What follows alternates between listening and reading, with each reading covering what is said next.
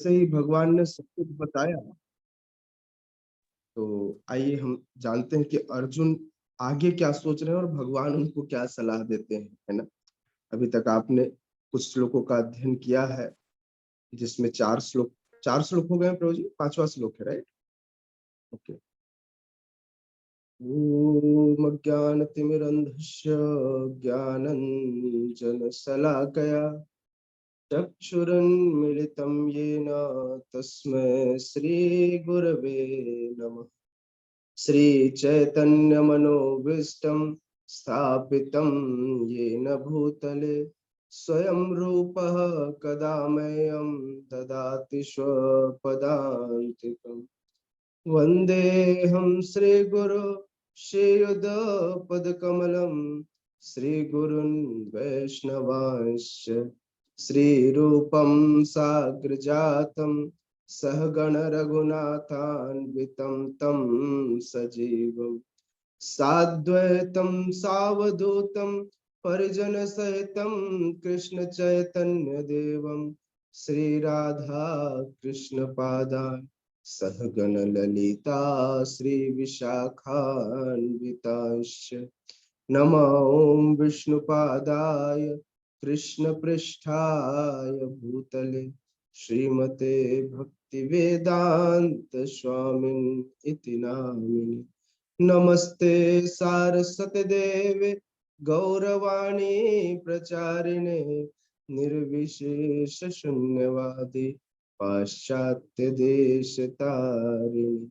हे कृष्ण करुणा सिंधु दीनबंधु जगतपते गोपेश गोपिका कांत राधा कांत नमोस्तुते। तप्त कांचन गौरांगी राधे वृंदावनेश्वरी वृषभानुसुते देवी प्रणमामि हरिप्रिये। पंचतत्वात्मकं कृष्णं भक्तरूपस्वरूपकं भक्तावतारं भक्ताख्यं नमामि भक्तशक्तिकम्। वाञ्छाकल्पतरुभ्यश्च कृपा सिन्धुभ्य एव च पतितानां पावनेभ्यो वैष्णवेभ्यो नमो नमः। जय श्री कृष्ण चैतन्य प्रभु नित्यानंद श्री अद्वैत गदाधर शिवासादि गौर भक्त वृंद। हरे कृष्णा कृष्णा कृष्णा हरे हरे, हरे राम राम राम हरे हरे। हरे कृष्णा। हाँ प्रभु जी, दंडवत प्रणाम। दंडवत प्रणाम भैया। अध्याय 3 जिसका नाम है कर्मयोग। इस अध्याय 3 के बाद भगवान दिव्य ज्ञान समझाते हैं और उसके बाद कृष्ण भावनामित कर्म समझाते हैं। इससे पहले भगवान ने सांख्य योग पर खूब लंबा चौड़ा दिया और भगवान ने आत्मा के विज्ञान को भी आपको बहुत अच्छे से समझाया, जो कि सांख्य योग कहलाता है। इस अध्याय में भगवान योग सिखा रहे हैं कर्म से परिलक्षित करके। योग अर्थात जोड़ना। जब एक जीवात्मा अपने आप को भगवान के साथ जोड़ता है तो उस क्रियाविधि को योग कहते हैं। अब यहाँ पर ये जो योग है, ये योग है कर्म योग। याद रखिएगा, अभी चैप्टर नंबर 3 है ना, ये तीसरा चैप्टर है। भगवान अभी यहाँ पर भगवत गीता खत्म नहीं कर रहे, इसके बाद भगवत गीता के और 15 अध्याय भगवान बताएंगे। इस तरह से 18 अध्यायों में भगवान पहुंचेंगे और कंक्लूजन जो है वो भगवान 18वें अध्याय में देंगे, है ना। भगवान तो अभी बता रहे हैं कि हर परिस्थिति में कैसे कैसे अपने आप को ढाला जाए, क्या क्या तरीका हो सकता है। तो भगवान वो परिस्थितियां आपके सामने रख रहे हैं और अर्जुन के उस परिस्थिति के अनुरूप और क्या उसके लिए अच्छा हो सकता है, वो सारा कुछ बता रहे हैं। हालांकि श्रीमद् भगवत गीता का हर एक श्लोक अपने आप में पूर्ण है। किसी भी श्लोक के अनुसार, भगवान के आदेशानुसार आप अपने जीवन को व्यतीत कर लीजिए, आपका जीवन पूर्ण हो जाएगा, है ना। क्योंकि भगवान के आदेश है, भगवान यहाँ पर अपने शब्दों के रूप में विद्यमान है। भगवान की यह वाणी है और भगवान की किसी भी चीज और भगवान में कोई फर्क नहीं है। भगवान का सब कुछ चिन्मय है। भगवान का शरीर सच्चिदानंद है। भगवान की वाणी सच्चिदानंद है। भगवान स्वयं सच्चिदानंद है। नाम भी सच्चिदानंद है। भगवान का प्रसाद भी सच्चिदानंद है। इस तरह से भगवान, भगवान के नाम और भगवान के वाणी में कोई फर्क नहीं है। इसलिए यह भगवान का साहित्य अवतार भी कहा जाता है। यह भगवान का साहित्य अवतार है। तो 5वें श्लोक में भगवान कहते हैं, न ही कश्चित् क्षणमपि जातु तिष्ठत्य कर्म कृत कार्यते ह्यवशः कर्म सर्वः प्रकृति चैर्गुण। भगवत गीता को के श्लोकों को बारंबार पढ़ना चाहिए।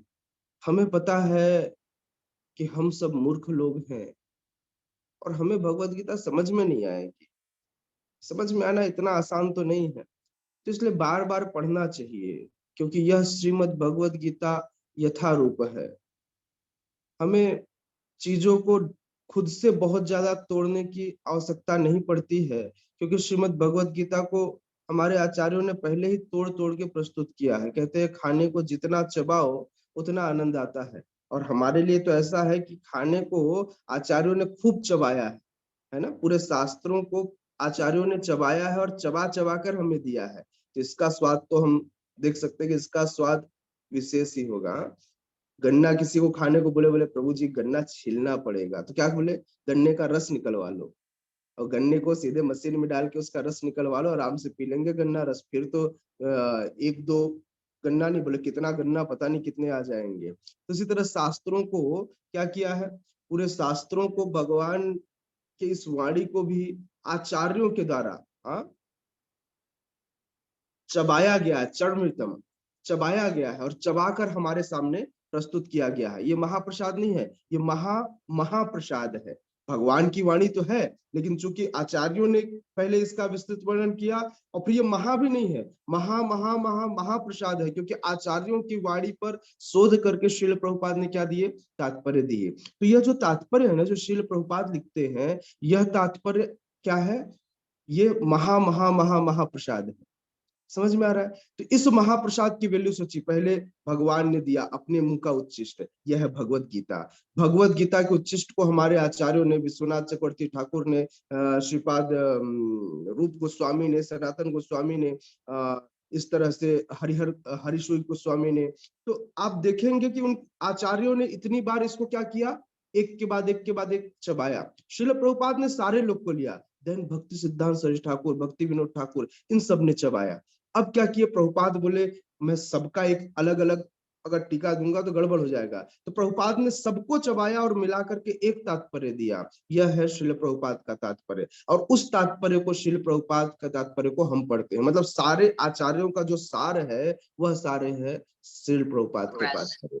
तो क्या कहते हैं श्रील प्रभुपाद, श्रील प्रभुपाद यहाँ पर भगवान की वाणी का वर्णन करते हुए लिखते हैं कि प्रत्येक व्यक्ति को न ही कश्चित क्षणमपि जातु तिष्ठत्य कर्मकृत कार्यते ह्यवशः कर्म सर्वः प्रकृतिर जैर्गुण।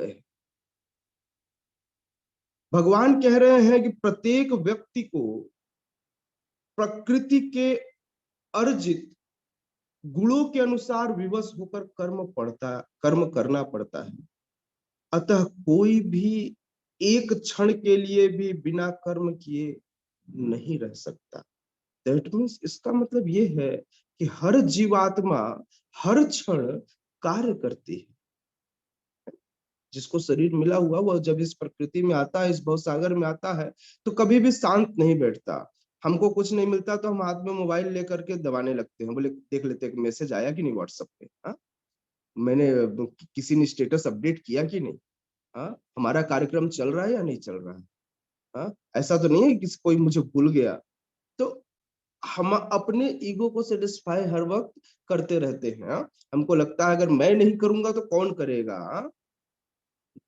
क्या अहंकार विमूढ़ आत्मा कर्ता अहमिति बनते, तो व्यक्ति अपने आप को कर्ता मान करके बार बार उस चीज पर क्या करता है, उस चीज पर अपना अटेंशन डालता है और कार्य करने लगता है। प्रकृति के गुण हैं ही कुछ ऐसे, प्रकृति के गुण ऐसे ही हैं कि व्यक्ति को विवश हो जाना पड़ता है कर्म करने के लिए। तो यहाँ भगवान यह कह रहे हैं कि यह प्रकृति, यदि कोई व्यक्ति इस धराधाम पर, इस भौतिक जगत में आया है, अगर वह आया है तो वह एक क्षण भी ऐसा नहीं बिताता कि वह कर्म न करता हो। प्रश्न यह उठ सकता है कि प्रभु जी, हम तो रात को 10 बजे गौतम प्रभु बोलेंगे मैं सो जाता हूँ। नहीं गौतम प्रभु बोले, प्रभु जी उसके बाद तो मैं कुछ नहीं करता। यस, आप कुछ नहीं करते, लेकिन आपका अवचेतन मन कभी यहाँ से दिल्ली और फिर दिल्ली से बॉम्बे, फिर बॉम्बे से बोले इस्कॉन मंदिर, फिर इस्कॉन मंदिर से किसी और मंदिर, फिर और मंदिर, इस तरह से घूमता रहता है। व्यक्ति कभी शांत नहीं रहता, हर वक्त कहीं ना कहीं चलता रहता है। निश्चित रूप से आपका स्थूल शरीर तो काम करना बंद कर चुका है, लेकिन आपका जो मन से निर्मित शरीर है वह क्या कर रहा है, वह छलांग मार रहा है ना, बहुत तेजी से, कभी इधर भागता है कभी उधर भागता है। अब इस तरह से वो भाग रहा है। कोई भी व्यक्ति बिना कर्म किए रहता ही नहीं है। हाँ? शिल प्रभुपाद कहते हैं यह देहधारी जीवन का प्रश्न नहीं है, अपितु आत्मा का यह स्वभाव है कि वह सदैव सक्रिय रहता है। आत्मा यदि इस शरीर से अनुपस्थित हो जाए, गायब हो जाए, तो यह शरीर हिल भी नहीं सकता। यह शरीर मृत वाहन के समान है, जिसके अंदर जब तक ड्राइवर न हो वो नहीं चलाया जा सकता। तो यह आत्मा इस शरीर का चालक है, क्योंकि वह सदैव गतिशील रहता है और वह एक क्षण के लिए भी नहीं रुक सकता। तो इसलिए या तो इस आत्मा को अ, भगवान की सेवा में लगा दीजिए, अन्यथा, भगवान मतलब गॉड, जीओडी, अन्यथा लोग माया की सेवा करने के लिए तो तत्पर ही हैं। कुछ नहीं मिलेगा तो घर में कुत्ता पाल लेंगे, डॉग, डीओजी, डॉग, गॉड का उल्टा। या तो भगवान की सेवा में लगिए और नहीं तो घर पे कुत्ता पाल के ले आइए। तो व्यक्ति अपने आप को कैसे कैसे सेटिस्फाई करना चाहता है। व्यक्ति अपने आप को जब सेवा नहीं मिलता, कोई प्रेम करने को नहीं मिलता, तो कुत्ते से प्रेम कर लेता है। इसका मतलब यह है कि यह आत्मा की प्रवृत्ति है कि वह एक भी क्षण शांत नहीं रह सकती, क्योंकि आत्मा ने ना, इससे पहले जब वह इस भौतिक जगत में नहीं आया था, तो हर क्षण भगवान की सेवा में लगा रहता था। क्यों? क्योंकि उसे पता था मैं अपने पिता का अंश हूं, मैं परमात्मा का अंश हूं। तो इस तरह से वह अपने, और सेवक की कभी छुट्टी नहीं मिलती। हनुमान को कभी छुट्टी नहीं मिली, लक्ष्मण जी को कभी छुट्टी नहीं मिली। लक्ष्मण जी थोड़ा सा आराम कर रहे थे जब उनको मूर्छा आई थी, तब थोड़ा सा आराम करने के लिए वो क्या किए थे, सो गए थे। कुछ समय तक मूर्छित पड़े रहे और सोते रहे आनंद में। बोले बड़े दिन बाद तो नींद आई है। हाँ, तब से मेरे बड़े भाई मुझे अपने साथ भटका रहे हैं, है कि नहीं? तो इसलिए सेवक धर्म ऐसा होता है कि उस सेवक धर्म में कभी भी व्यक्ति को छुट्टी नहीं मिलती। इसलिए सेवक बनना आसान नहीं है। सबसे, इस पूरे जगत का, ब्रह्मांड का सबसे टफ काम है सेवक बनना। और हम सब सेवक बनने के रास्ते पे निकले। हाँ? एक डिवोटी जो भगवान की सेवा में लगता है वो सेवक कहलाता है। तो सेवक इतना आसान नहीं होता है किसी की सेवा कर पाना। बहुत मुश्किल होता है जब हम किसी भक्त को बोलते हैं कि आप आइए और समाज के कार्यकलाप से, उस भौतिक कार्यकलाप से दूर होकर के आप आश्रम में रहिए, बहुत मुश्किल होता है। क्यों? क्योंकि प्रवृत्ति इतनी हाई होती है करने की। हाँ, लोगों की चुगली करने की, बातें करने की, लोगों के साथ मिल करके घूमने की, उड़ी मारने की, बाइक दौड़ाने की, हाँ, समाज में बैठक लगाने की, किटी पार्टी करने की, वगैरह वगैरह वगैरह एंड वगैरह, है ना? वो कैसे आश्रम में आकर रह सकता है? बोले मुझे अपना जीवन देना है, मुझे 6 घंटा रहना है, 7 घंटा आश्रम में बिताना है। बहुत मुश्किल कार्य है। इवन दो यहाँ पर आता है तो उसे शांति मिलती है, फिर यहाँ पर आता है तो शांत नहीं बैठता, फिर बोलता है प्रभु जी कुछ काम मिल जाएगा क्या, कुछ मेरे लायक सेवा होगी क्या? मैं बोले बिल्कुल, सेवा ही सेवा है।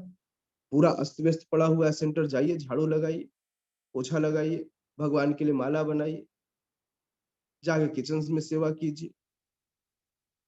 सेवा व्यक्ति कैसे भी कर सकता है। सब भाई, हर व्यक्ति अपने वर्ण के अनुसार सेवा करता है। जो ब्राह्मण प्रवृत्ति का होगा वह शूद्रों की तरह कार्य नहीं कर सकता। अर्जुन क्षत्रिय प्रवृत्ति का है, जब वह ब्राह्मण बनने की बात करता है तो भगवान डांटते हैं, बोलते तुम अपने कर्तव्य से विमुख हो रहे हो, तुम्हारा स्वभाव ये है ही नहीं कि तुम जा करके जंगल में एक सन्यासी का जीवन जिए। इसलिए शील प्रभुपाद ने यह जो इस्कॉन बनाया है ना, इस इस्कॉन के अंदर शील प्रभुपाद ने ब्राह्मणों को भी रखा, क्षत्रियों को भी रखा, वैश्यों को भी रखा और शूद्रों को भी रखा। मैं अभी बात कर रहा हूं सिर्फ इस्कॉन के अंदर की। बाहर तो भक्त, क्योंकि बाहर व्यक्ति अपना जीवन जीता जीता है, व्यवसाय करता है, क्योंकि जो ब्राह्मण रहेगा वो ब्राह्मण प्रवृत्ति का। याद रखिएगा, जितने व्यक्ति आज जो हमारी कांग्रीगेशन टीम है, ये एक्चुअली वैश्य टीम है। क्योंकि वैश्य क्या करता है? व्यापार करता है, और निश्चित रूप से क्षत्रियों को भी जो रक्षा, क्षत्रिय रक्षा किसकी करते हैं? एक्चुअली ब्राह्मण की, वैश्य की और शूद्र की। शूद्र तीनों वर्गों की सेवा करता है, वैश्य व्यवसाय करता है, और उसके व्यवसाय से अर्जित धन ब्राह्मण और क्षत्रियों द्वारा सुरक्षित किए जाते हैं। ब्राह्मण उसको अपने तपोबल से और क्षत्रिय उसको अपने बाहुबल से क्या करता है? उसको सुरक्षा प्रदान करता है। तो जो कांग्रीगेशन टीम है, यह एक्चुअली वैश्य वर्ग है। इन्हीं में बाहरी तौर से जो सुरक्षा प्रदान करते हैं, जो हमारे आर्मी फोर्स या पुलिस फोर्स है, ये क्षत्रिय हैं, है ना? और इनमें से कुछ ऐसे हैं जो कि इन वर्गों की सेवा करते हैं, दे आर शूद्रास।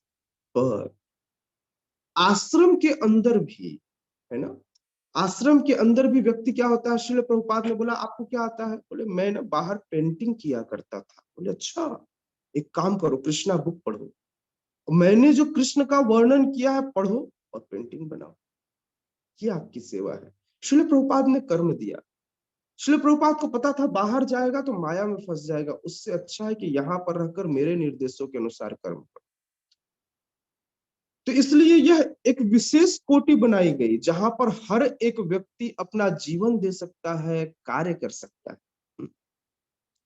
श्रील प्रभुपाद बहुत ध्यान से, बहुत सोच समझकर इस सोसाइटी का निर्माण करते हैं, जहां पर उन्होंने हर एक व्यक्ति को एंगेज किया है, छोटे से छोटा और बड़े से बड़ा। इवन दो बच्चों को भी गुरुकुल प्रणाली में प्रभुपाद ने डाल दिया।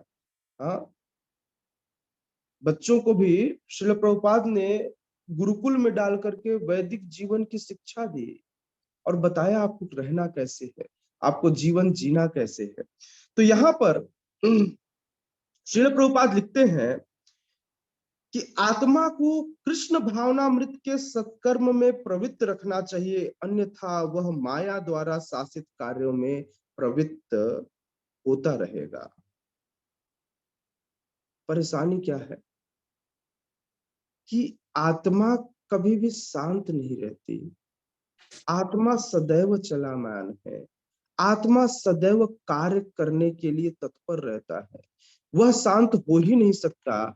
ऐसी परिस्थिति में, ऐसी परिस्थिति में व्यक्ति को हाँ, अपने आप को एंगेज रखना चाहिए। क्योंकि शांत रहने की प्रवृत्ति नहीं है। अब एंगेज रखना है। कहते हैं ना, खाली दिमाग शैतान का घर होता है। हम सब शैतान हैं, एक्चुअली शैतान है। क्योंकि हमारी बुद्धि यदि भगवान के चरण कमलों में नहीं लगी तो क्या करेगी? दूसरों की चाटुकारिता करेगी, दूसरों के प्रति द्वेष रखेगी, दूसरों के प्रति ईर्ष्या करेगी। मैं भी सिर्फ एक ही श्लोक पे आ रहा हूँ, है ना। आई डोंट नो कि एक्चुअली प्रभु जी 3-4 श्लोक पर आगे बढ़ जाते हैं। पता नहीं मैं कितने श्लोक पर बढ़ पाऊंगा।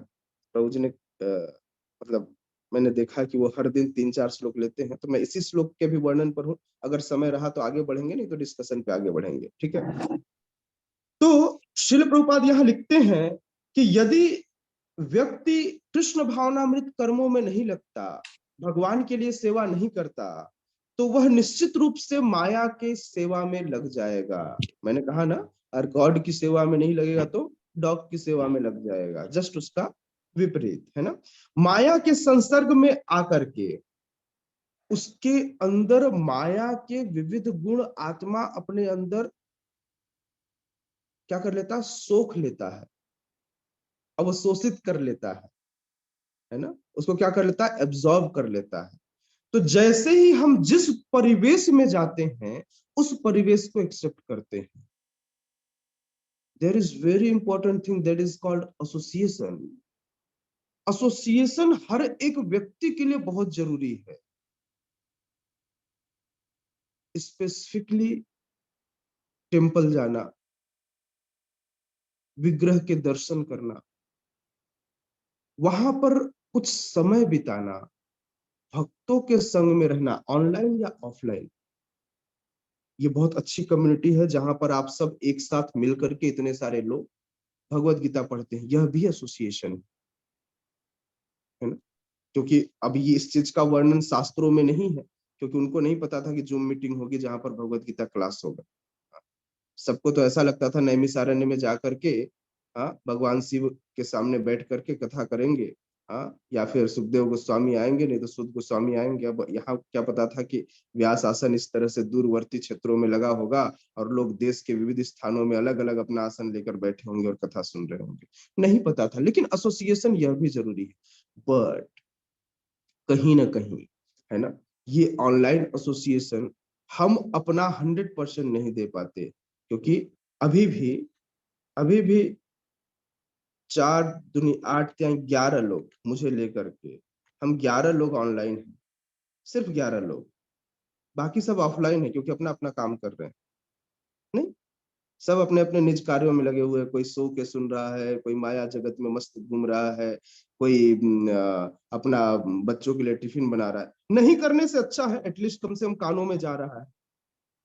आई एम नॉट सेइंग कि ये ठीक नहीं है, बट इससे अच्छा है। इसीलिए फिजिकल एसोसिएशन, ये कैसा हो गया? ये वर्चुअल एसोसिएशन हो गया। वर्चुअल एसोसिएशन उतना अच्छा नहीं जितना कि फिजिकल एसोसिएशन, क्योंकि यह समय अलग अलग लोग, मैं किसी के ऊपर वो नहीं कह रहा हूँ, मैं सिर्फ ये बता रहा हूँ कि लोगों के पास अपनी अपनी रिस्पॉन्सिबिलिटीज भी हैं। क्योंकि हर व्यक्ति विरक्त तो हो नहीं सकता, क्योंकि विरक्ति का मार्ग सबके लिए है नहीं। और वो भी विरक्ति में, चूंकि इस कलयुग में कोई विरक्ति होती नहीं है।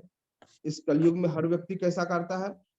वो जो पहला वाला सन्यास है ना, जो अर्जुन प्रश्न पूछ रहे हैं पहले श्लोक में कह रहे हैं, भगवान आप सन्यास लेने के लिए कह रहे हो, आप कह रहे हो कि सकाम कर्म से, यदि बुद्धि को आप सकाम कर्म से श्रेष्ठ समझते हैं तो क्या आप मुझे घोर युद्ध में लगाना चाहते हैं? तो हे भगवान मुझे बताइए, क्योंकि अब मेरी बुद्धि मोहित हो गई है, तो आप मुझे बताइए कि मेरे लिए श्रेष्ठकर क्या होगा। मैं सन्यास लूं, अपनी बुद्धि से कर्म करूं, युद्ध करूं, अथवा कुछ और कैसे करना होगा? तो तब भगवान बताते हैं कि तुम्हें ऐसा कुछ गधों वाला काम करने की आवश्यकता नहीं है। अब मैं वह बताने जा रहा हूं जिससे तुम अपने कर्तव्य निष्ठ होकर कर्म करोगे, क्योंकि सन्यास तुम्हारे लायक नहीं है। तुम तो ब्राह्मण भी नहीं, ब्राह्मण होते तो सन्यास बड़ी आसानी से चीजों को त्यागने की प्रवृत्ति होती, लेकिन है को क्षत्रिय, पूरे जीवन भर हुकूमत करने की आदि रहे हो और अब छोड़ नहीं पाओगे। तो एक काम करो, दूसरे तरीके का कर्म करो, छोड़ो भी मत और छोड़ भी दो, है ना, दोनों एक साथ। लोगों को लगेगा कि ये आसन पर बैठा हुआ है, लेकिन एक्चुअली वो आसन अपने लिए नहीं बनाया हुआ है, वो किसी और कारण से बना हुआ है। तो इस तरह से भगवान उस कर्म की अभिव्यक्ति यहाँ पर करते हैं। श्रील प्रभुपाद लिखते हैं, श्रील प्रभुपाद लिखते हैं कि आत्मा को ऐसे आकर्षणों से शुद्ध करने के लिए यह आवश्यक है कि शास्त्रों द्वारा आदिष्ट कर्मों में इसे संलग्न किया जाए। शास्त्रों ने क्या आदेश किया है? हाँ, शास्त्रों ने क्या आदेश किया है, किस कर्म करने चाहिए? तो हर एक कैटेगरी के लिए शास्त्रों में कार्य निर्धारित है। ब्राह्मण क्या करेगा, क्षत्रिय क्या करेगा, वैश्य क्या करेगा और शूद्र क्या करेगा। हर एक कैटेगरी के लिए शास्त्र ने कार्य अनुमोदित किया है। शास्त्र बताता है कि कार्य कैसे करना है। ब्राह्मण का कार्य है कि वह शास्त्रों के ज्ञान को, वेदों के ज्ञान को, जिसे हम भगवत ज्ञान कहते हैं, भगवत विज्ञान कहते हैं, इस विज्ञान को तीनों वर्गों तक पहुंचाए और जीव मात्र का कल्याण करे। दैट इज ब्राह्मण। क्षत्रिय का काम है कि वो ब्राह्मण के आज्ञा अनुसार पूरे इस सृष्टि की रक्षा का कार्यभार अपने सिर पर, अर्थात मैनेजेरियल वर्क, मैनेजमेंट जो है ना, मैनेजमेंट कौन करे? मैनेजमेंट करता है क्षत्रिय। मैनेजमेंट कौन करता है? क्षत्रिय करता है। उसे पता होता है कि कहां पर किसको रखने से क्या चीज ठीक हो जाएगा। तो इस तरह से मैनेजेरियल वर्क कौन करता है? ये क्षत्रिय करता है। लेकिन किसके आदेशानुसार? ब्राह्मण के आदेशानुसार या उसकी अगुवाई में। तीसरा होता है वैश्य वर्ग, जो कि थोड़ा सा कम बुद्धिमान होता है। वो क्या करता है? बोले भगवान मुझे ये सब नहीं पता, मैं तो हाथ पांव चलाने जानता हूँ, बताओ कहां पर हाथ पांव चलाऊं। तो भगवान बोले ओके, ये कोल्हू है, ये बैल है, इस बैल को कोल्हू में फांदो और पीछे से बस डंडा मारते रहना, तो क्या होता जाएगा? तेल निकलता जाएगा, है ना। भगवान ने बोला, चूंकि समाज में बहुत सारी पूरी खेती पड़ी हुई है, वाणिज्य पड़ी हुई है, सारी कुछ व्यवस्था, एक काम करो, आदेश तो, मैनेजमेंट तो चल ही रहा है, अब इस मैनेजमेंट के अंदर एक्टिवेशन का काम जो है वो कौन करेगा? तो वो करेगा वैश्य वर्ग। अब बोले तीनों अपना अपना कार्य करके थक गए हैं, तो तीनों की सेवा शुश्रूषा शूद्र वर्ग को दी गई कि ब्राह्मण के, क्षत्रियों की और वैश्यों की सेवा शुश्रूषा की जाए। तो इस प्रकार से चौथा वर्ग, इसे कहते हैं शूद्र वर्ग। तो इसलिए व्यक्ति को शास्त्र अनुमोदित कृष्ण भावनामृत कर्म में लगना चाहिए। अम्बरीश महाराज राजा थे, लेकिन उनका 90% टाइम भगवान की सेवा में बीतता था। 10% समय वह किस में देते थे? वह देते थे, चूंकि वे राजा थे ना, क्षत्रिय थे ना, तो क्या करते थे? वे जाकर के राज्यसभा में मैनेजमेंट करते थे। जब मैनेजमेंट करने जाते तो उसको भी उन्होंने मंदिर बना दिया, और वहां पर भी वो कृष्ण की ही बातें करते। वो बताते कि किस प्रकार से कृष्ण सुधर्मा सभा में जाकर के कैसे लोगों से बात करते, कैसे वो चीजों को अब वहां पर कृष्ण के एग्जाम्पल्स को लेकर के वो अपने राज्य की व्यवस्था चलाते। बाकी समय मंदिर की सफाई, भगवान की पूजा, भगवान की मंदिर में नाचना, शास्त्रों के अध्ययन, इस प्रकार के कार्यों में लगे रहते। यह उनका कर्तव्य है ना। यह उनका कर्तव्य, जीव मात्र का कर्तव्य है कि वो यही करे। अभी सबसे अच्छी बात यह है कि पूरे विश्व में हमारे जो सेंटर्स हैं, यह सेंटर्स लोगों को संन्यास के लिए प्रेरित नहीं करता, बल्कि लोगों को कर्म करने के लिए प्रेरित करता है। क्योंकि वहां पर सेंटर में रह करके भी व्यक्ति कर्म ही करता है। वहां पर भी क्या करता है? कृष्ण भावनामृत कर्म में लगा रहता है। खाना बनाता है, भगवान के लिए माला बनाता है, वह भगवान की सेवा करता है, और इस तरह से वह समस्त कार्यों में, कुछ भक्त बुक डिस्ट्रीब्यूशन के लिए प्रचार पे जाते हैं, कुछ भक्त संकीर्तन करने जाते हैं, अब कुछ भक्त बैठ करके कथा करते हैं, कुछ भक्त विविध प्रकार की वहां पर सेवाओं में लगे रहते हैं, जैसे सेंटर मैनेजमेंट है, अलग अलग। आप जाएंगे, अगर आप जुहू टेम्पल कभी जाएं, जिसे श्रील प्रभुपाद अपना ऑफिस कहते थे, वहां पर जाएंगे तो आपको लगेगा कि इतना बड़ा ऑफिस है, जहां पर लोग सुबह सुबह 10 बजे भक्त लोग धोती कुर्ता पहन करके तिलक लगा करके हाथ में बैग लेकर जैसे ऑफिस आते वैसे ऑफिस आते। क्यों? क्योंकि वो सही में इस्कॉन का ऑफिस है। वहां पर व्यक्ति, अब एक तरह से यह भी सोचा जा सकता है कि यहाँ पर क्या कार्य होगा, मंदिर में भी कोई कार्य करने आता है। आप देखेंगे वहां पर लगभग 200 से 250 डिवोटीज मंदिर के अंदर काम करते हैं। ये पेड डिवोटीज है जिनको अपने जीवन के, क्योंकि वो गृहस्थ भी हैं तो उनके जीवन के लिए कुछ न कुछ दिया जाता है। कुछ उसमें भी ऐसे गृहस्थ भक्त हैं जो कुछ नहीं लेते मंदिर से, वहीं पर खाते हैं, वहीं रहते हैं और वहीं पर काम करते हैं। उनमें उसके बाद अब कुछ ऐसे डिवोटीज हैं, ऐसे 250 लोग अलग, ऐसे 200 गृहस्थ फैमिली अलग, अब इसके बाद ऐसे 300 से 350 ब्रह्मचारी या सन्यासीज वहां पर ऐसे हैं जो कार्य कर रहे हैं। वो भी वही कार्य कर रहे हैं, कोई बुक स्टॉल में बुक बेच रहा है, कोई भगवान की सेवा में पूजा आरती में लगा हुआ है, कोई प्रसाद बना रहा है, तो कोई लोगों की आवभगत कर रहा है, तो इस तरह से कोई प्रचार कार्यों में लगा हुआ है।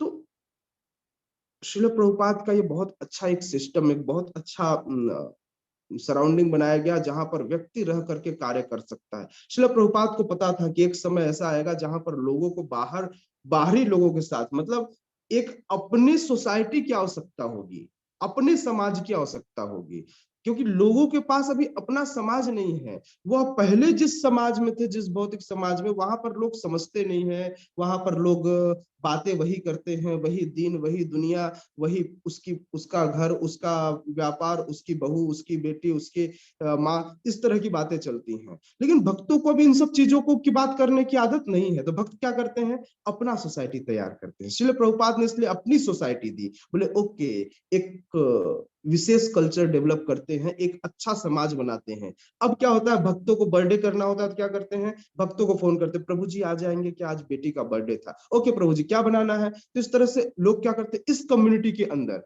भक्तों की कम्युनिटी के अंदर रहना जीना सीख लेते हैं। तो इसलिए ये कम्युनिटी बनाई गई है कि हम सब क्या करें, भक्तों के साथ शादी भी करनी हो तो हमारे पास रिश्तेदारों की कमी ना हो, क्योंकि अब हमारे रिश्तेदार यही यही हमारे रिश्तेदार है। क्योंकि आप बहुत ज्यादा लोगों के, बाहरी लोगों के साथ नहीं रह सकते। आपको चाहिए कि आप किससे, कोई पूछता है प्रभु जी आप आज भगवत गीता पढ़ा रहे थे, प्रभु जी वाला बात ना आप बोले मुझे समझ में नहीं आया, थोड़ा बता देंगे। इधर शादी चल रही है, यहाँ भक्त क्या डिस्कशन कर रहे हैं, भगवत गीता की बातें डिस्कशन कर रहे हैं। क्यों? क्योंकि ये कम्युनिटी तैयार हो गई है, क्योंकि वह अपना एक भी क्षण कृष्ण के बिना नहीं बिताना चाहता। यही कृष्ण भावना में जीवन है। तो इसलिए सबसे अच्छा तो है कि व्यक्ति ब्राह्मण बन जाए, भगवान के प्रचार कार्यों में लग जाए, लेकिन स्वभाव नहीं है ना, कैसे ब्राह्मण बन जाएगा। तो हर व्यक्ति ब्राह्मण नहीं बन सकता। समाज में संतुलन बनाए रखने के लिए ब्राह्मण, क्षत्रिय, वैश्य और शूद्र की आवश्यकता है, चारों वर्गों की आवश्यकता है। हर व्यक्ति ब्राह्मण बन जाएगा तो फिर तो धरती ठप हो जाएगी, पूरा विश्व की व्यवस्था ठप हो जाएगी, वैश्विक व्यवस्था चलेगी नहीं। हर व्यक्ति छत्री भी नहीं बन सकता। अगर हर व्यक्ति राज ही करना चाहेगा तो काम कैसे चलेगा। हर व्यक्ति व्यापार करेगा तो समाज आज क्योंकि आज हर व्यक्ति वैश्य और शूद्र बनने की दौड़ में भाग रहा है, ना तो कोई ब्राह्मण बनना चाहता, ना क्षत्रिय बनना चाहता। विरले लोग ही आकर के अपना जीवन, मतलब आज जो व्यक्ति आश्रम में आकर रहता है, जो गृहस्थ भक्त आश्रम में सेवा देते हैं, या जो ब्रह्मचारी या जो सन्यासी आश्रम में रहते हैं, ऐसे आकर के जीवन जीने की हर व्यक्ति सोच भी नहीं सकता। क्यों? क्योंकि आसक्ति इतनी है। एक बार क्या हुआ, मैंने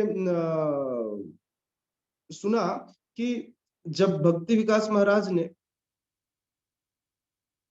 पुरुषों को और स्त्रियों को अलग अलग बैठने की व्यवस्था के लिए कहा और बीच में ना पर्दा लगवा दिया दोनों के बीच में, तो कुछ लोग नाराज हो गए।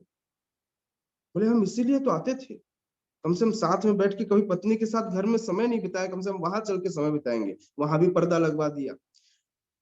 कई बार हम इस कोएड सिस्टम में हम अपना सेल्फ ग्रेटिफिकेशन देखने लगते हैं।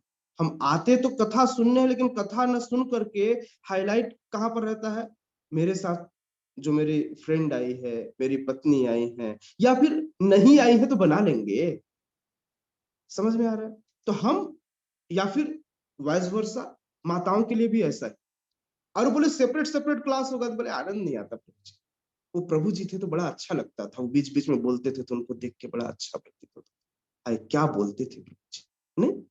या प्रभु जी, वो माता जी का इन्वॉल्वमेंट बड़ा अच्छा था, बहुत अच्छा सेवा करती थी। और इस तरह से व्यक्ति, अब देखिए यहां पर आकर भी व्यक्ति क्या करता है, सुख उपभोग करने की प्रवृत्ति रखता है। तो इसलिए आश्रम व्यवस्था में यहां पर आकर के जीवन व्यतीत करना इस भाव से, बिना किसी के प्रति आसक्त हुए, यह बहुत मुश्किल काम है, यह हर व्यक्ति नहीं कर सकता। तो इसलिए तीसरी व्यवस्था है कि बाहर रहो और काम करो, है ना। भगवान भगवान श्रीमद् भगवत गीता के 12वें अध्याय जब भक्ति योग भगवान बताते हैं, तो भगवान कहते हैं कि अर्जुन मेरे, आप मुझ पर अपना चित्त स्थिर करो। बोले भगवान इतना आसान है क्या मन आप में लगा लेना? हाँ, मैं ये वो मन आधा से, तो भगवान बोल रहे हैं कि मेरे अंदर मन लगाओ। बोले इतना आसान है? तो भगवान बोले आसान तो नहीं है, लेकिन अगर कोई ऐसा करेगा, अगर मेरे में मन लगा लेगा, तो निश्चित रूप से वो मुझ में व्यास करेगा और मुझे भगवत धाम को प्राप्त होगा। अर्जुन बोले नहीं भगवान, ये नहीं हो सकता। ओके, समझ गया, ऐसा नहीं कर सकते, मेरे अंदर मन नहीं लगा सकते। ओके, तो एक काम करो कि भक्ति योग के विधि विधानों का पालन करो, सुबह उठो, मंगल आरती करो, सारा कुछ करो। अभ्यासेन ततो माम इच्छासु धनंजय, अभ्यास करो धनंजय, तुम्हें अभ्यास करना चाहिए। भक्ति योग में बहुत सारे नियम कानून सब कुछ दिए हुए हैं।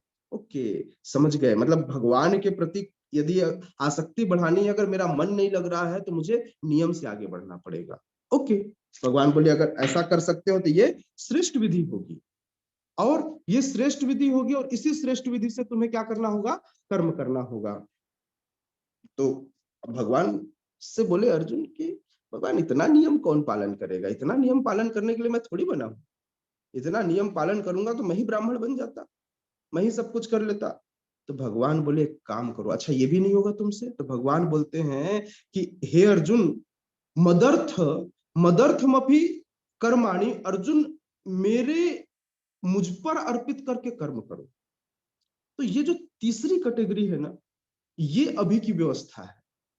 हम कुछ नियमों का पालन करते हैं, भगवान ने दूसरी व्यवस्था की कुछ नियमों का पालन करो। तीसरा है कि अपना कर्म मुझे, मतलब, तो तुम कर्म करने का प्रयत्न करो, किसके लिए? क्योंकि मेरे लिए कर्म करने से तुम पूर्ण हो जाओगे, क्योंकि मैं पूर्ण हूं, तो मेरे लिए कर्म करो।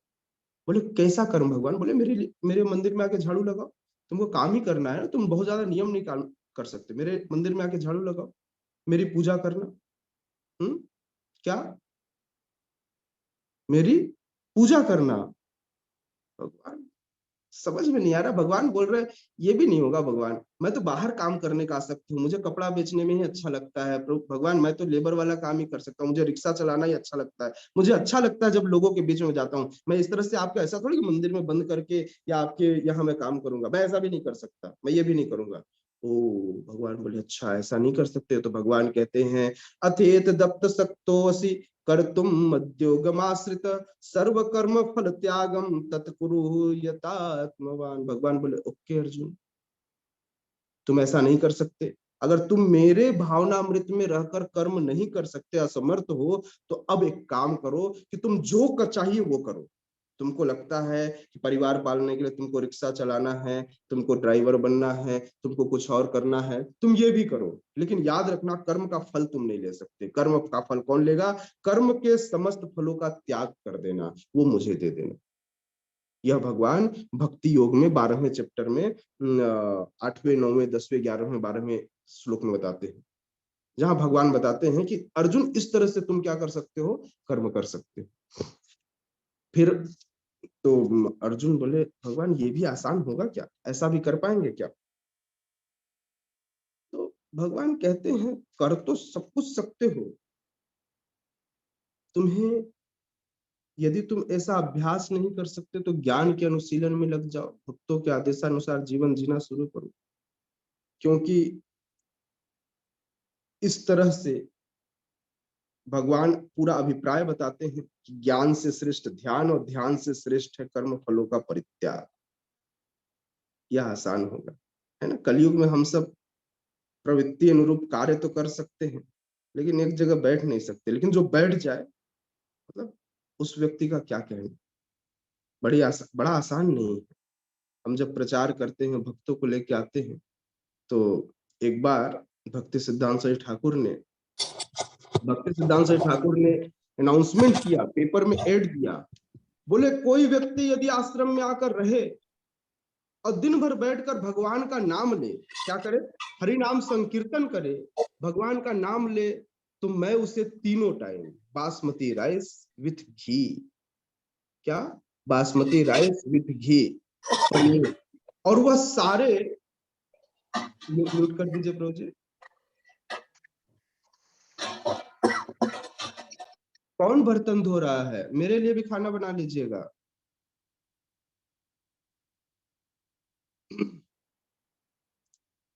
तो भक्ति सिद्धांत ठाकुर ने अनाउंसमेंट किया कि मैं उसके जीवन की सारी जिम्मेदारी लूंगा, और खाने में भी सामान्य खाना नहीं खिलाऊंगा। क्या खिलाऊंगा? बासमती राइस विथ घी, है ना, पनीर, और तीनों time special chapati, with butter. हाँ, तो लोग बहुत सारे 4-5-6 लोग इस एड के बाद आकर ज्वाइन करने आए।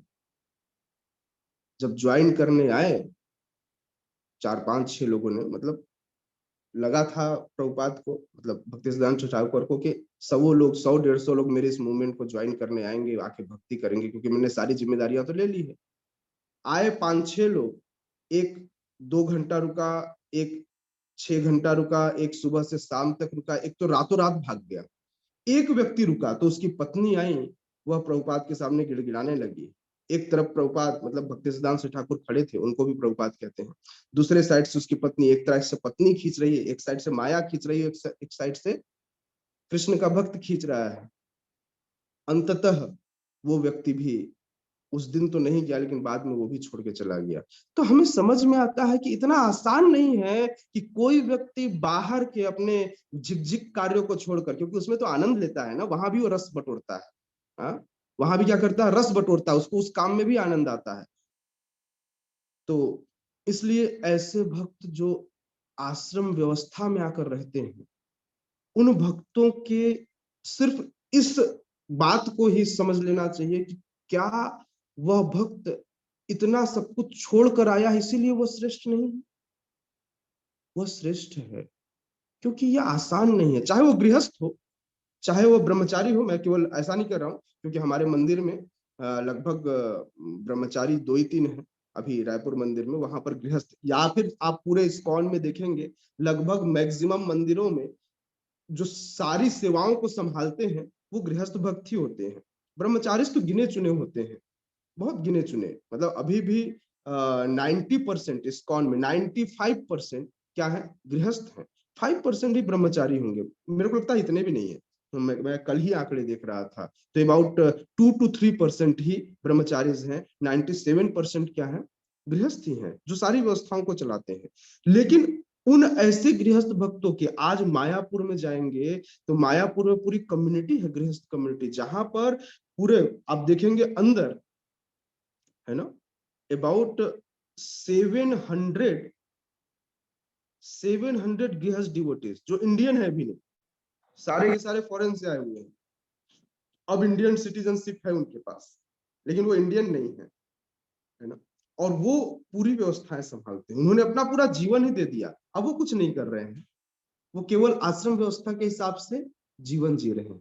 तो शिल प्रभुपाद यहां लिखते हैं कि यदि आपने अपने आप को शास्त्रों द्वारा आदिष्ट कर्मों में संलग्न नहीं किया, तो आप माया द्वारा कृत इस प्रकृति के गुणों के अनुरूप आप अलग अलग विविध माया के कर्मों में लग जाएंगे। आत्मा कृष्ण भावना अमृत के अपने स्वाभाविक कर्म में निरत रहता है, तो वह जो भी करता है वह उसके लिए कल्याणप्रद होता है। यदि वह कृष्ण भावना अमृत को छोड़ कार्य करता है, तो क्या होगा? उसका जीवन धीरे धीरे धीरे धीरे वह गुण उसके अंदर एब्जॉर्ब होने लगते हैं, और प्रकृति के गुण उसको अपने अनुसार नचाने लगते हैं। श्रीमद भागवतम में 1:5-17, है ना, वहां पर पुष्टि की गई है। वहां पर सुखदेव गोस्वामी कहते हैं, त्यक्त्वा स्वधर्म चरणाम्बुजम हरैर्भज्जन् पक्कोऽथ पत्ते ततो यदि यत्र क्व वाद दभ्रबुद्ध मनुष्य की को वात आप्तो भजताम स्वधर्मतः। श्लोक पढ़ना बहुत कठिन होता है ना। जब ऐसे श्लोक आए तो बड़े ध्यान से पढ़ना चाहिए। अब इसको ना दूसरे टोन में पढ़िए। अभी मैंने वैसा पढ़ा जैसा आप लोग पढ़ते हैं, अब वैसा पढ़िए जैसा मैं पढ़ता हूँ। त्यक्त्वा स्वधर्म चरणाम्बुजं हरैर्भजन्न पक्वोऽथ पतित ततो यदि यत्र क्ववाद भ्रमदुभामुस्य किको क्वार्थ आप्तो भजताम स्वधर्मतः। श्लोक जितना रिलैक्स होकर आराम से पढ़ेंगे, एक एक अक्षरों को पढ़ेंगे, उतना ही आपको क्या करेगा, वो प्योरीफाई करेगा। नहीं तो जल्दी पढ़ने के चक्कर में तो कुछ ना कुछ आप क्या करेंगे, छोड़ देंगे।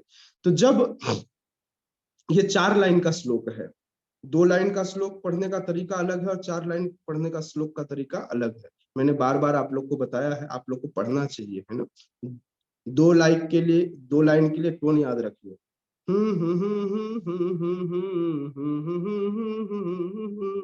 ये टोन है। धर्म क्षेत्रे कुरुक्षेत्रे यो में वेत्ति सब।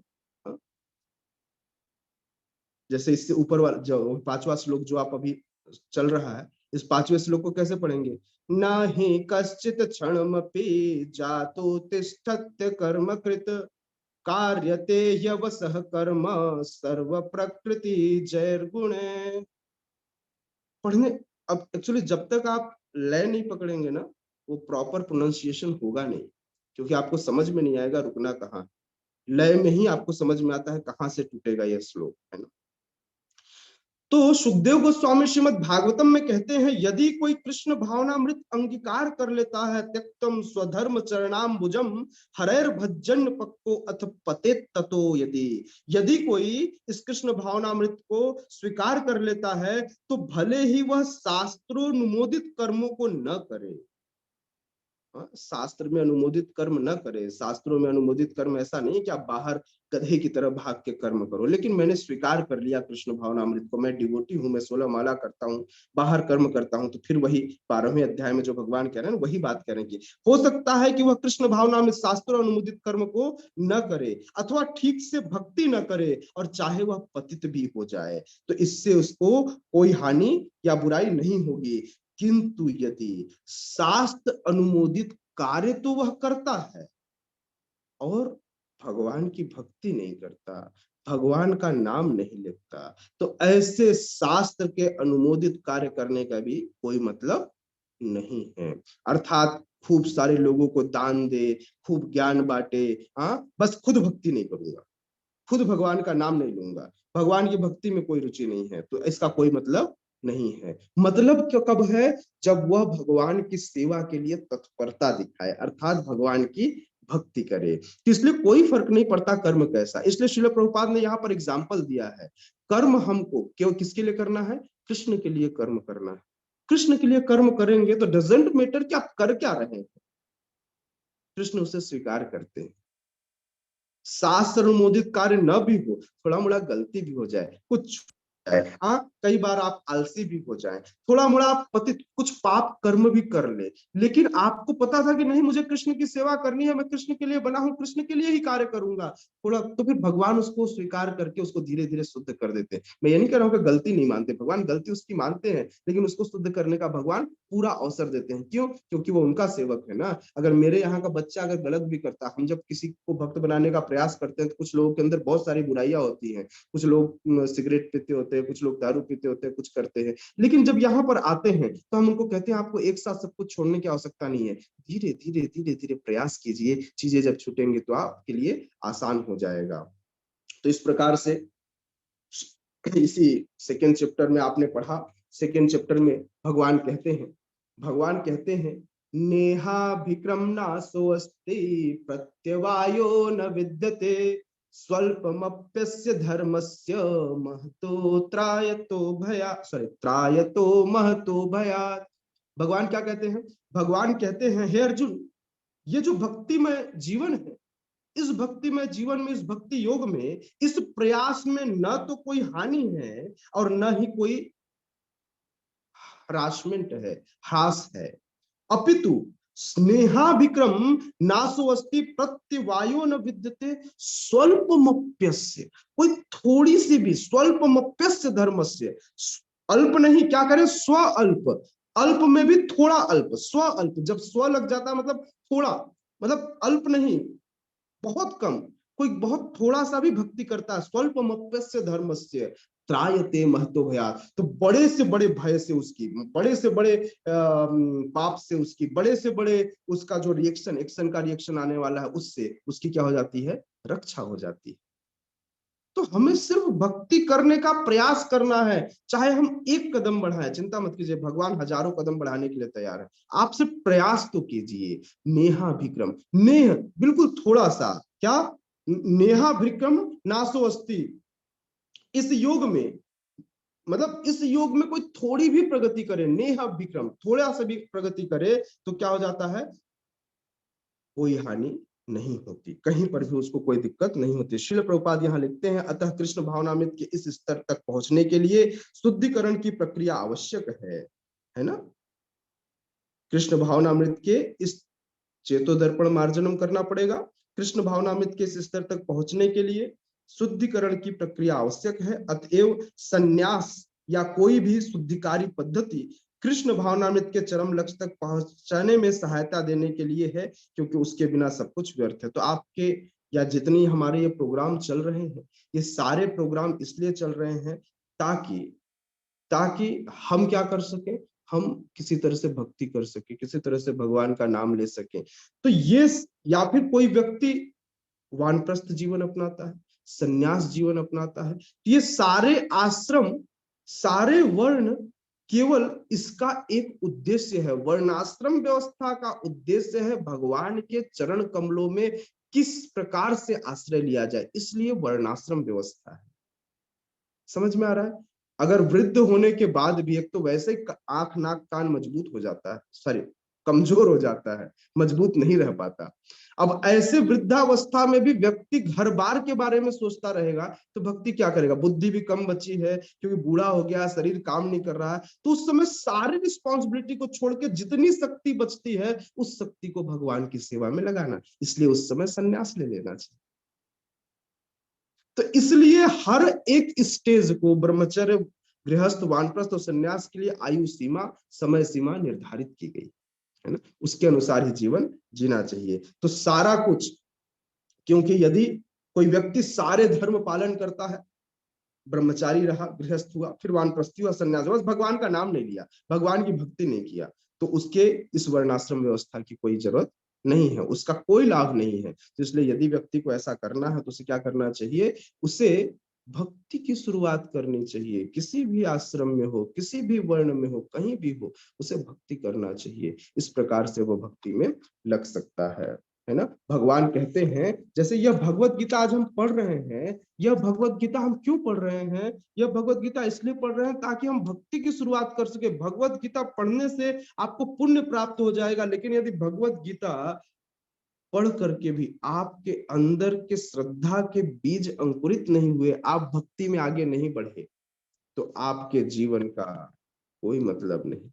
आपको क्या करना चाहिए, आपको अपने भक्ति में, कार्यों में लग जाना चाहिए, यही इसका, क्योंकि इस भगवत गीता को कौन पढ़ता है, तो भगवान कहते हैं श्रद्धावान सुयश्च शृणुयादपि यो नरः, जो व्यक्ति इस भगवत गीता को सुनता है उसे तुरंत शुभ लोकों की प्राप्ति होती है। मान लीजिए शुभ लोक की उसको प्राप्ति हो जाए, तो शुभ लोक में हम जाके करेंगे क्या, मैं ये पुण्य करने के लिए थोड़ी आया हूं, मुझे मुझे नहीं जाना, मुझे स्वर्ग लोक नहीं जाना, तपोलोक नहीं जाना, जन्म लोक नहीं जाना, सत्य लोक नहीं जाना, महर लोक नहीं जाना, मुझे इन सारे लोकों से कोई मतलब नहीं है। मेरा काम तो भक्ति करना है, जहां पुण्यात्माएं निवास करती है मैं वहां जाकर क्या करूंगा, क्योंकि मैं भगवान की भक्ति कर नहीं पाया। तो इसलिए इसका अभिप्राय यह है, आप सुन करके शुद्ध होकर के कृष्ण भावनामृत को अपना लीजिए, है ना, यह आपके जीवन का परम लक्ष्य होना चाहिए। ठीक है, तो यहीं से विराम देंगे, यदि आपका कोई प्रश्न है तो आप लोग प्रश्न पूछ सकते हैं। हरे कृष्ण प्रभु जी, दंडवत प्रणाम। दंडवत प्रणाम प्रभु जी। प्रभु जी, इसमें भगवान बता रहे हैं कि कोई भी एक क्षण के लिए भी बिना कर्म के नहीं रह सकता। Yes. प्रभु जी, जैसे यार ये यहाँ पे अलग अलग पद में ध्यान चलता है, तो प्रभु जी उसमें तो ध्यान लगता ही नहीं होगा किसी का ना इसमें। नहीं, ध्यान इज अ डिफरेंट थिंग। अब इस समझिए, ध्यान भी एक तरह का आप समझ सकते हैं, वहां पर भी अपने मन को शांत करने के लिए, मतलब आप मेहनत तो कर रहे हैं ना, आप न कहीं मन के ऊपर कार्य कर रहे हैं ना, मन को भी तो रोकने के लिए आपने ध्यान लगाया है ना। ध्यान बड़ी मुश्किल से लगता है, क्योंकि युग ऐसा है कि यहाँ पर मन अत्यंत चंचल है। हाँ, मन ही चंचल है कृष्ण, तो ये मन कैसा है, हे कृष्ण, ये मन क्या है, बहुत चंचल है। अर्जुन बताते हैं, तो भगवान कहते हैं अभ्यास योगेन तु कौन्तेय, अर्जुन तुमको अभ्यास करना चाहिए। तो अभ्यास कैसे करेंगे, या तो कृष्ण भावना में कर्म करके अभ्यास करेंगे, अथवा ध्यान योग से भी। तो ध्यान योग बहुत आसान नहीं है, कलयुग में ध्यान योग रिकमेंडेड नहीं है, बट इसका मतलब ये नहीं है कि उस समय नहीं लगाया सकता। इसलिए भगवान भक्ति योग में 12वें चैप्टर में 8वें 9वें 10वें 11वें 12वें श्लोक में बताते हैं कि ध्यान करना अर्जुन तुम्हारे लिए आसान नहीं होगा, इसलिए मेरे लिए कर्म करो। तो निश्चित रूप से आप सही कह रहे हैं कि बहुत आसान तो नहीं है, बट हो सकता है कुछ लोग, कुछ सुरवीर हो जो ध्यान लगा ले, है ना। वो भी एक तरह का कार्य है, लेकिन वो टफ कार्य है। ठीक है, यस, नेक्स्ट। हरे कृष्णा प्रभु जी, दंडवत प्रणाम। यस, दंडवत प्रणाम। प्रभु जी सॉरी वीडियो ना ऑन करने के लिए, I was really busy in some nothing. Yes, प्रभु जी आज इवान का और मेरे ब्रदर अरुण का बर्थडे है, तो वेरी गुड आप भी आए हैं, तो आपका आशीर्वाद मिल जाए और सभी वैष्णवों का भी आशीर्वाद मिल जाए। जय ज्योति मैया की जय। हमारी मैया, आप मंगल आरती गई थी? हाँ प्रभु जी, अभी एक वीक से मैं नहीं जा रही हूँ, क्योंकि सारे भक्त गए हुए हैं द्वारका। आशीर्वाद तो आप लेकर आ जाते हैं रोज, यहाँ में आशीर्वाद क्या देंगे। हाँ, लेकिन निश्चित रूप से सारे भक्तों के बीच में जब किसी भक्त का नाम आता है, तो यह उस भक्त का नाम यदि कर्ण के, भक्तों के कर्णों से प्रवेश करके जाता है, तो उसका नाम भी शुद्ध हो जाता है ना। शुद्धि का यह प्रोसेस है। तो इसलिए हम हमारे दोनों प्रभु जी लोगों के लिए, माता जी के भाई के लिए भी और आपके बेटे के लिए भी, दोनों का बर्थडे एक ही दिन। हाँ जी प्रभु जी, हाँ जी। क्या संयोग है ना। तो दोनों के लिए हम एक बार जोर से हरे कृष्ण महामंत्र बोलकर सभी लोग प्रेयर करेंगे, और उनके कृष्ण भावना में उन्नत जीवन के लिए हम भगवान के चरण कमलों में प्रार्थना करेंगे। हरे कृष्णा हरे कृष्णा हरे कृष्णा हरे हरे कृष्णा कृष्णा कृष्णा हरे कृष्णा हरे कृष्णा राम हरे हरे राम राम राम हरे हरे। मम्मी भी आई हुई हैं। थैंक यू प्रभु जी। थैंक यू प्रभु जी। ज्योति मैया, मम्मी भी आई हुई हैं, मम्मी है? हाँ प्रभु जी, मम्मी भी हैं। ओके, ठीक है। थैंक यू प्रभु जी, thank you. Yes yes, next question.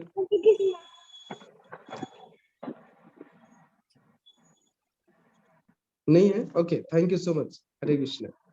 Thank you प्रभु जी का बहुत बहुत धन्यवाद, प्रभु जी ने समय दिया। और हम सबों को कोशिश करना चाहिए कि प्रभु जी से जो संचय है पूछना चाहिए, ताकि आपको भक्ति में आगे प्रगति मिले। और कहीं भी अभी संकोच नहीं करना चाहिए, क्योंकि यहाँ पे बहुत लोग शायद संकोच करते हैं, वो शर्माते हैं, उनको लगता है कहीं हमारा क्वेश्चन फालतू तो नहीं है। तो ऐसा कुछ नहीं है। और जितने भी वैष्णव हैं, वो कोई भी आपके क्वेश्चंस का कहीं भी कोई अलग अदरवाइज कोई भी नहीं लेता उसको। आप पूछिए, जो भी है दिमाग में मन में जो भी संकोच है पूछिए, ताकि हमारे संशय क्लियर हो सके।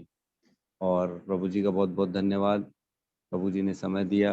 और इस गेस्ट कमाल कृष्ण प्रभु जी बहुत ही व्यस्त चल रहे हैं, और पूर्ण रूप से छत्तीसगढ़ में प्रचार बहुत अच्छे जोरों शोरों से चल रहा है। उसके लिए प्रभु जी का हरि बोल प्रभु जी के लिए।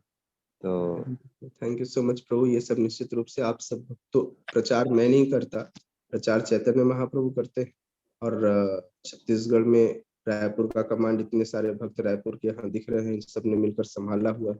तो मैं कहीं भी कुछ नहीं करता, मैं सिर्फ भागते रहते, चल कर यहाँ कभी वहाँ। यही मेरा काम है कि मैं भागते रहूंगा, है ना। आप लोग का मिलता रहेगा तो प्रचार होता रहेगा। और एक बात और मैं बोलना चाह रहा था कि हमारे सत्यम प्रभु हैं, वो बहुत अच्छे से नोट्स बना रहे हैं डेली। अभी जो है ना 3रे अध्याय से स्टार्ट किया उन्होंने नोट्स बनाना।